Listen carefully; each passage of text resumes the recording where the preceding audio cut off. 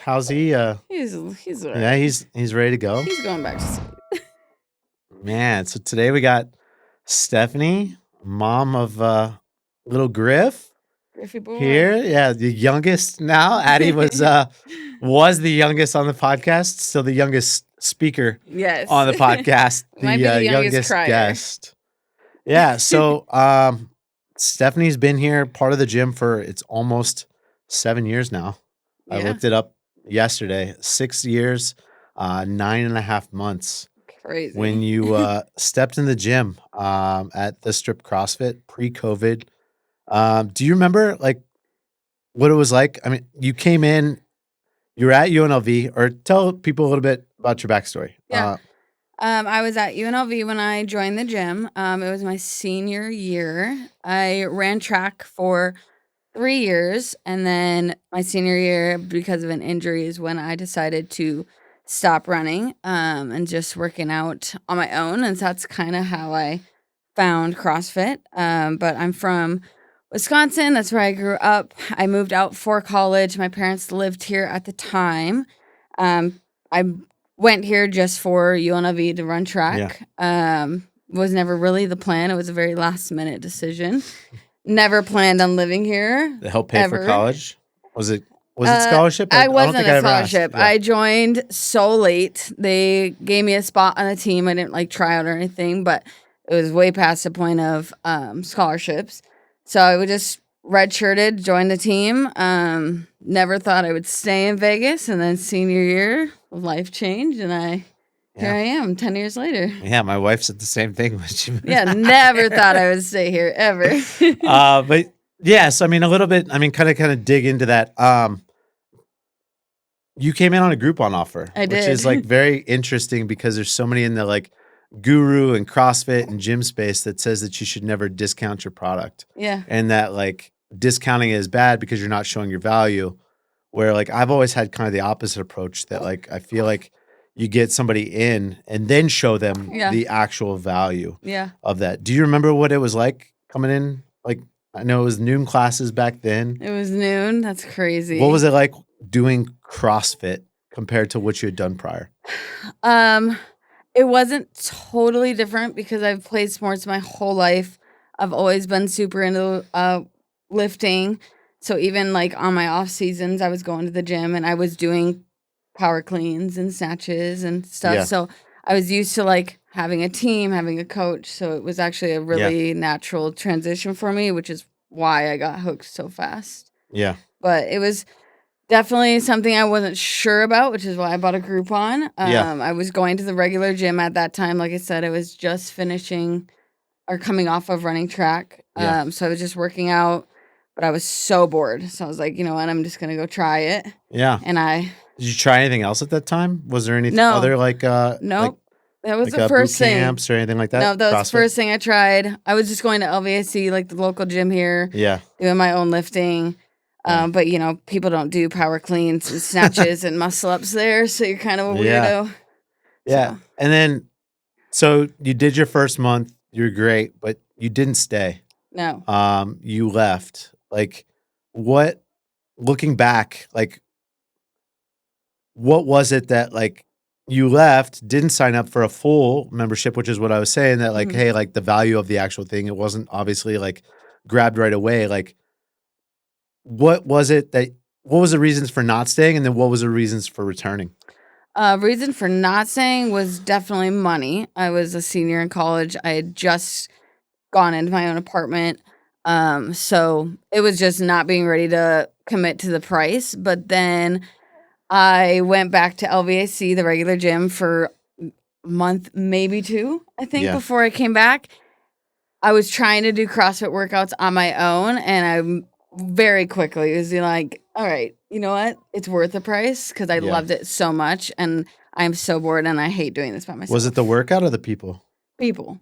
I loved being around people. So just like being in sports, I always had a team. I always had coaches. I was always around people. So doing it by myself was like not the thing for me. And it's like, all right, I can do like 5 power cleans by myself, like at the gym. Yeah. And like they've started to like add spots. I mean, if you look like now the EOSs, like, but it's still not like nobody's cheering you when you're like No, when you you're don't get the like towards like a community part. 1 rep max or No. anything like that. Like you know it in your head that like I'm really close, but like Yeah. you don't have 6 or 7 other people that are like, come on, Steph, like Yeah. 5 more pounds. Like Yeah. you know you can do it. And like that energy is just so much more like sticky Yeah.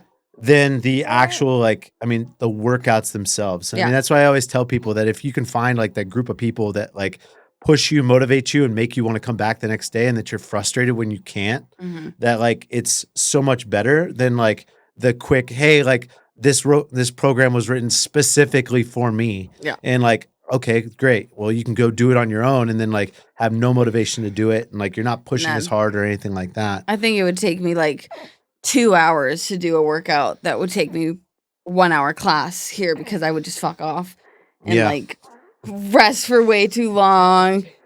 It's way more rest. I would not push as hard. I just do the things I wanted to do Yeah. and none of the things I didn't like. So when did that kind of CrossFit kind of become an identity? When did you find that like that moment that you felt like this is my place? Like When I came back to the gym very quickly, because I had already at that point made friends. Like at that point, noon was my class. yeah. I had Alex and all the other OG members, Kim, Yeah. All not Miguel. nooners anymore. Yeah, none of us go to noon anymore, but it was kind of like that class. Everyone is always the same. They very quickly became my friends. And I drank the Kool-Aid real Yeah. fast. I started coaching, I think, in 6 months since Yeah. the day I joined the gym. Yeah. So I mean, obviously before you got into coaching, like the second part that kind of like helped I'll say kind of buy in was you started to get a little bit competitive. Oh, God. And that the competing, obviously, along with other community members hmm were there. Like, what did you find that like in competing, like brought out with yourself? Like in like not only just the people that you were surrounding yourself with, but hmm just like the local comps, like and just seeing that like being able to pull back, like continuing your high school and your college, like Yeah, that's what thing. it was. It was like a new sport for me. I've played sports since probably I could walk. So all I knew. I'm a very competitive person for anybody that knows me. You know that. Yeah. So it gave me an outlet to keep competing, not Yeah. only with other people in the community, other people at the gym, but also just for myself. Like always having a goal of what I wanted to accomplish next in the gym, which Yeah. I didn't have Yeah. at the other gym by myself. Yeah. It gave me just like an outlet to keep being competitive, keep being an athlete, Yeah. always having something to get better at. And then, I mean, along with that, I mean, I obviously I was there for all of it. Yeah. There was also some setbacks, obviously some prior injuries that started Mhm. to show, some different like emotional struggles in terms of like that, how, like, how did the injuries challenge like your identity? Like, did you like, I know it was very emotional, like in terms Yeah. of like, I mean, sometimes like to the point where like I would have to like make you stop Yeah. and then you'd run outside and sit and like yell at me and cry. Um, Yes, we've had but many moments. how did that test you as a person, as a woman, like as a Mhm. competitor? Like It was very hard. I've gotten better at it. It's taken me 6 years, 7 years almost. But being so competitive, it was really hard for me to just accept that, like, hey, there's some things my body shouldn't be doing right now. Even Yeah. though I feel like I can or I can get past it, but there's just some things. I have a back injury from college, and it's something I'll always deal with. So it was really hard to accept that, hey, I might be one of the strongest in the gym, but at what cost? I had more than one time where I couldn't walk for a couple of days because I would push too hard. That's where you came in and were like, hey, you need to pull it back. Like, what are we doing? And it affected not just my workouts, but like coaching. I need to be on my feet, my life. Yeah. So it just was very hard to accept. But now I think 7 years later, we've reeled it in a little bit. yeah. So I mean, obviously, like athlete was there, hmm and then do you remember when I asked you to coach? Kind of. It was a very weird time in my life. Like I said, I never thought I would sing in Vegas. Yeah. I just got out of a very long distance relationship, a very long term relationship over 10 years. So I didn't know what I was doing. And you offered me a position to coach. You kind of took me under your wing, taught me everything I know. Like I said, I think that was like, I mean, you came into the 4 gym months like, into the I mean, gym. you were there for a couple months. Yeah. But you had no CrossFit experience. Nope. Like, but you did say yes. Yes, I did. Like, was it more like to you? Like, what I saw is that, like, yes, the knowledge. Obviously, you were like in college for that, but like, you cared. Yeah. Like, if there was an event, you were there. If there was somebody's birthday, you were there. And it was like, for me, it was a very easy yes that like, hey, like the intangibles that are the tough part, the things that are like the soft skills, the things that like really can't be taught to an individual, like we're already present, like well and beyond like what I would want to somebody that's coming in interviewing that has a CrossFit level 1 or a CrossFit level 2. And that like early on, like, I mean, like you taught the class that I taught, or like that I took. So like for 6 months straight, the only class that you taught was one that I was literally in the class every day. So it's like the professor is like taking it. It's like, all right, what I want you to do is I want you to take my 6 a.m. and I just want you to regurgitate everything that I did with me in the class at the exact same next one. So it's kind of like fuel by fire, like being in the sessions and like doing that. But like early on, like what did that like? I know there was some pushback. Some different members had said things to me. They're like, oh, like it's not the same not having you as a coach. Like, did you ever hear any of that? Did you ever get any of that? Like, no, I never heard any of that. It was very weird having you in the class.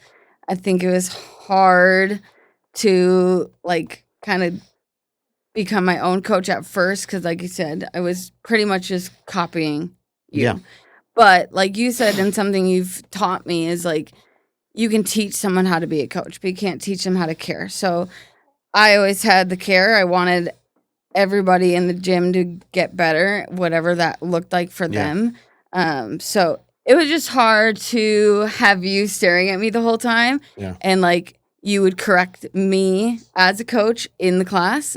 So that was a hard one, but 6 years later, I get called Mini Joe. Yeah.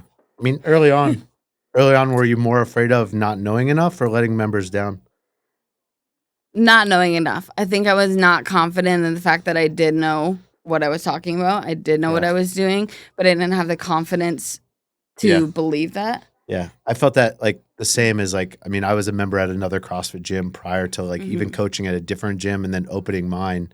And there was like some different opportunity potentially where like gyms were closing and like other coaches that had coached me were like available to come over as a coach. And like, I never had to do like, but like, I can understand how it'd be tough to like go from the like being coached side and right beside somebody to coaching them. Yeah. And being like, well, you don't have a faster time than me on the workout. You can't coach me. Yeah. Yeah. And like that understanding and like, I never put my foot in the fire per se in that regard. But like, I like, because again, whether it is or it isn't different, like ownership to a coach or ownership to like the coaches that you're like managing, like it is kind of the same as like going from member to coach. I mean, it's a very similar type transition. And it was hard too because I was young. I still am, but like I was one of the youngest in the room, if not the youngest in the room. Yeah. So I'm going from being these people's peer and like the little girl that works out with them. Yeah. To now you're supposed to listen to me. And that can be hard, especially if I didn't come off with the confidence that I needed to. But it was just confidence in myself. Like I knew what I was talking about, but I didn't believe it or felt like you said, like if I'm not the strongest in the room, why would they listen to me? Or if I can't do X, Y, and Z, why would they listen to me? But I can coach it. What do you give credit for earning that trust? One, because I was a member of the gym, I knew everyone personally, and I think they knew that I cared. And so once the pushback kind of went away and people actually started to take my coaching cues or my advice and like saw success, then everyone else got the confidence in me of like, okay, she can coach this, she can do this. And then eventually I found my voice to tell you to like stop coaching my class, let me do it, like let me figure Push this me out out. of many things. Yeah, I do. But that's when I think I really became confident in myself and like I know what I'm doing, so, and I can find. I mean, you've success for obviously others. taken on some other roles with the gym now, and like when we're looking for talent and we're looking for coaches, like, do you think great coaches are built from empathy or expertise? Oh, empathy for sure. Like I said earlier, I can teach you how to coach. I can coach you to coach. I cannot make you care. If you don't want to get to know people in the gym and you don't care about what are their goals, like get to know the person, then it doesn't matter how many certifications you have, what degree you have. I can't teach that. Then, I mean, obviously you're coaching a little bit. I think probably maybe 10 classes a week. You're obviously also at a batting cage, doing a bunch of stuff there. You're also an admin for somebody else. I had my full-time job. You had a full-time job, a half-time job, and another half-time job. And it was like you had 2.5 jobs. I had a lot of things. Added up to a lot of jobs and a lot of different things.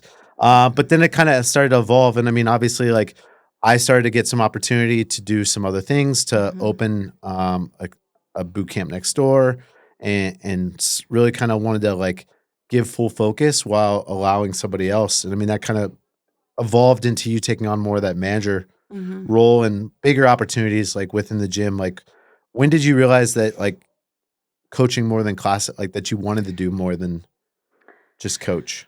That one was hard.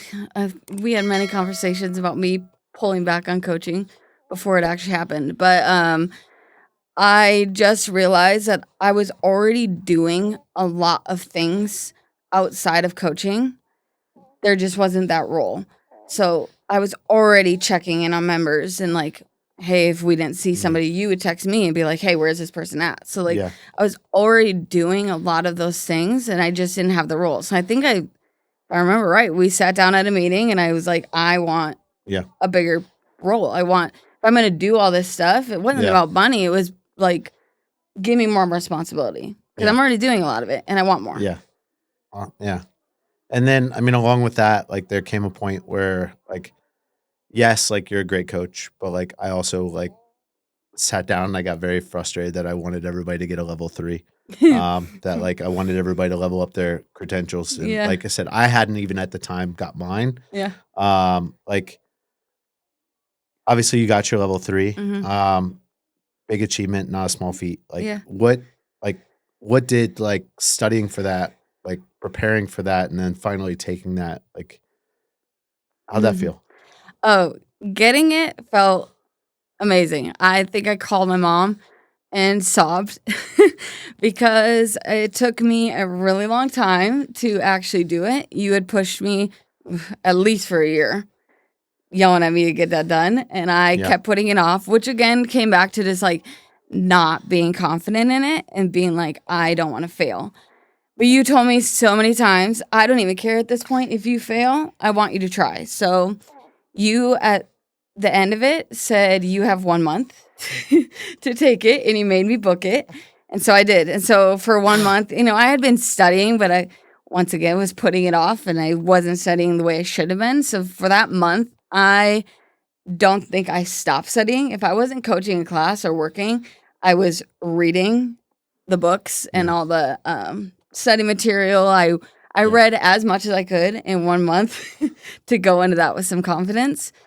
And even during it, I was like, oh God, I don't know. I don't know how this is going. I was 30 questions into with 160 and I was pretty much, I failed this. Like, I don't even know why I'm sitting here for 2 more hours. And I think they give you like, 3 hours to get it done? And I finished in like an hour. And I had a moment of like. And then they don't even tell you like how many questions you got right or wrong or the percentage or anything like that. It's just like you pass or you You're fail. blind. You're like, all right, I could have had a D or I could have had an A. I have no idea. I did it in an hour and I sat there for probably 20 minutes. Like, should I go through it again? Like, did I mess up? Oh no, I failed. And then I was like, what's going through this again? I'm just going to second guess myself. So I finished, passed, thank God. Yeah. And that was another moment of like, you know what you're talking about. You know what you're doing. Yeah. So why do you keep doubting yourself? Yeah. I mean, I think you can be a good coach and like you can get feedback from other coaches and other people that validate you and say that like, hey, like you like taught me something, this and that.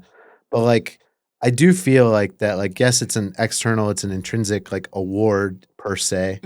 But like, I do deep down think that like when you do something that is challenging, that it validates something internally. Oh, for sure. And that like, I'm not saying it changed immediately, but I do think that like, I don't call it pushback, but like there was definitely like, I mean, a point that like right afterwards that there was an extra boost of confidence. Yeah. In classes and in like, all right, I know like I know hey, what I'm talking about. yeah. And I mean, we don't show the certificates or anything in the gym. We don't post them anywhere. But like just that like extra like internal like feeling where you're like, yeah, I'm like not I'm the shit, but like, hey, like it's something that like not a whole lot of people have. No, yeah. And that like a lot of people like do subject themselves. They're like, oh, my level 2 is about to expire. Or, like I'm just gonna go get my level 2 again because it's just a weekend completion. For sure. And there's no like challenge like piece to it. Yeah. And that like putting it out there and being like, hey, like you can't fail the level 2. You yeah, go do it and you're gonna have it. But this is like you can fail. And a lot of people do. Yeah. We know people that have. So it was definitely like you said, gave me definitely a confidence boost that I didn't have. Yeah. So, I mean, obviously, along with Candace, I mean, most coaches are the head coach as well. And also being there, like, I mean, as much or equal to her. Like, obviously, there's a large amount of leadership. You're in charge of pretty much the gym. I oversee it. Yes, I'm there for the 6 a.m.s, but like, I haven't been there in the evenings. I don't know everybody, as obviously we've continued to grow this and do other things and been able to like truly focus on those. Like, what do you believe that the real job is inside the gym? Now, for me, I've stepped back on coaching a lot. I used to coach like 18 hours a week, and now I coach. Well, now it's a little different, but when I'm back, 10 hours maybe. You know, so now it's getting the other coaches' confidence the way that you helped me do that. So like Candace is now the full-time coach, has been for a very long time. So like me and her work hand in hand, everything. Yeah. I text the only person I talk to more than you is Candace, and that even beats my husband. So I don't talk to anyone or see anyone more than I see you. And now that's Candace. Only because he's in fire right now. No, and he's not across the continent in another state type deal. A lot of distance there, but working hand in hand with my other coaches, we've obviously built the team up quite a bit with new coaches recently. So we have 3 coaches in the last year that are now a part of our team. So it's helping them find their confidence, helping them really get into the community. We got pretty picky towards this new hires, and I think that was great. Yeah, I think we've had but again, like, I'm not saying that like we couldn't bring up new people the way that we did with you. But like we're at a position where like we have an opportunity to pay our coaches more than other gyms. Yeah. And that like we can be not saying that like you have to like hire on like credentials or like time in the business or in the actual craft, but like if we can be a little bit more picky and find people with the like care, and they've also coached a good amount of classes, that like there might not be the up ramp and or like time to like build the person up as much. We can still refine them, still continue to like do our thing and show them like what makes us unique and different than other gyms. But like not having to start as low, I guess you could say. Yeah, no, for sure. I think every one of our coaches came to us now already having experience coaching, quite a lot of it actually.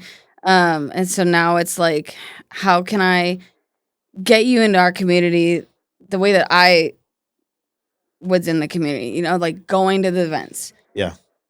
Going outside of the gym, hanging out with people, like getting to know everybody. So that I think is a big part of my job, is making sure that the coaches are where they need to be. And like you said, care. On the member side, like measuring of success? PRs or people staying? People staying. Yeah. PRs aren't that important. Do you think There's one a very goes with the few other? group of people that Do you think care that one much. goes with the other, or like what's They that? can, like, yeah. I think like we have quite a few members, actually a lot in the last couple years that like never did CrossFit. I think the competitive side, like actual in the community competitions, have dwindled yeah. down. Like it's Yeah. not that isn't what Yeah. we are so focused on anymore. Where it used to be for a couple of years. Yeah. And now it's like so many people who have never done CrossFit, so many people who have never worked out in their life, Yeah. and we're getting them their first pull up. Yeah. Or we I have mean- ladies in their 50s who didn't think they could lift a 15-pound bar. Yeah. You know what I mean? I mean, but like a lot of that, like I'll take a little bit of, I guess, I don't know if I'd call it blame, but like early on, like I was not the CrossFit Games competitor. I was not the like HQ coach. Right. So like I felt that like if I didn't compete and I didn't show that like our workouts Right. were producing top Athletes. games, Yeah. like if we weren't putting anybody in the games, and I was frustrated about it. And like Yeah. to the like same degree as like there were other gyms in town that had PR boards that our members wouldn't touch. Yeah. And like had people that were going to these competitions and winning them. Mm-hmm. And like early on, like I pushed to compete myself in every competition. I wanted to win those or do as good as I could. I pushed you and others that like as soon as I found somebody that was like a good athlete that wanted to be at the gym, like I was like all on board and like, hey, they need to do this, they need to do ours, and like we're gonna like show that like we're that. Top. And, like I think like we did get a couple people that like came to our gym because of that, but like now so much more it's like, hey, they care about like they care that I wasn't there yesterday. They knew I wasn't there yesterday. And I have a group of 3 or 4 other people that are like around me every day that push me and motivate me completely outside of like, I need to like be the best or I'm going to win this competition or anything like that. But like, just like, hey, like if you show up, like you're going to get the result you're looking for. Yep. And we're here to like kind of navigate that journey. For sure. And I feel like a lot of that, like, again, maybe it's my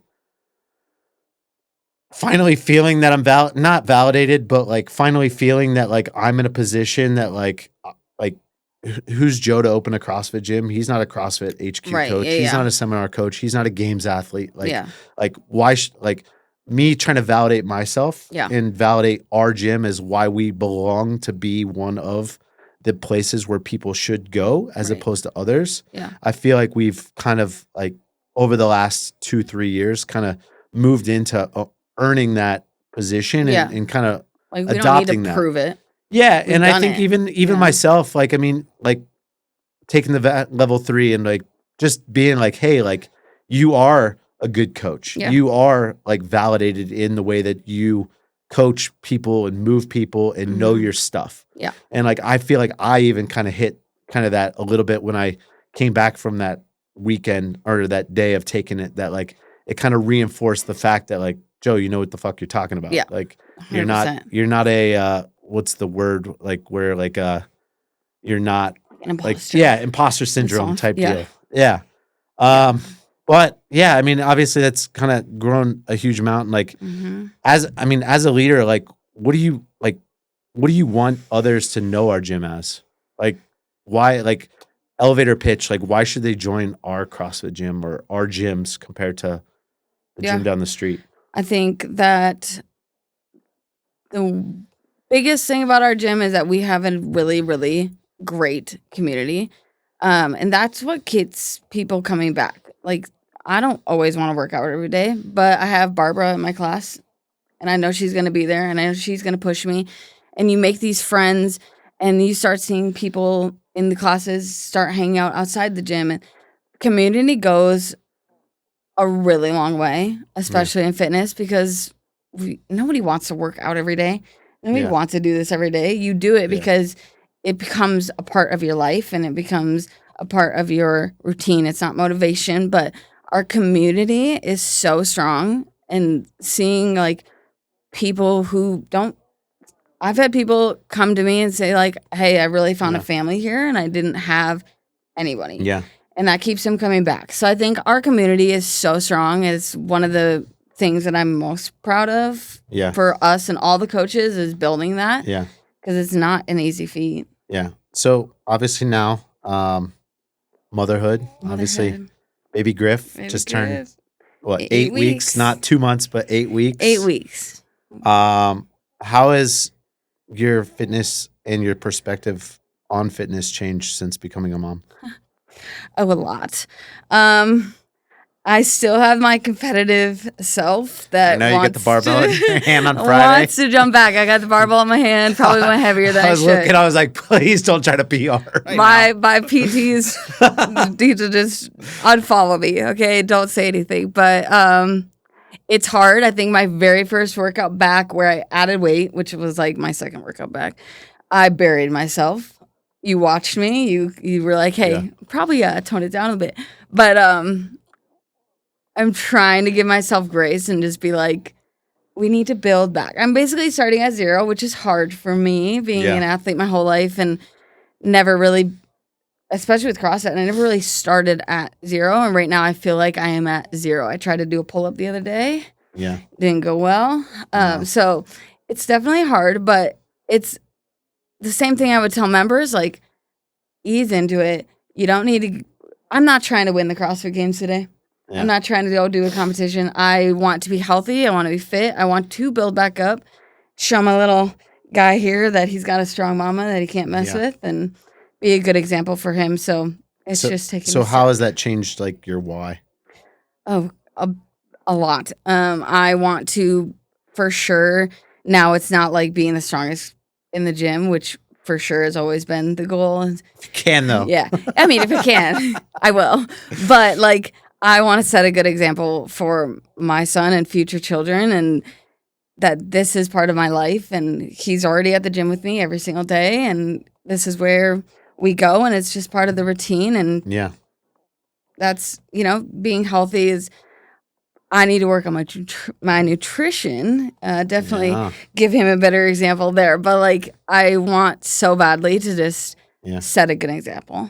Yeah. So obviously you're still in that sales role, or that like the initial talk. If that Groupon version of you were to walk in today, what would you tell her? Sign up.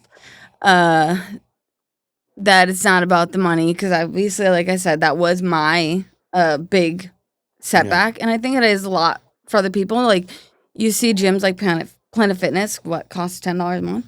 Yeah. So it's like, how do we convince people, or show people, not convince, but show people, like, there's so much value in that money.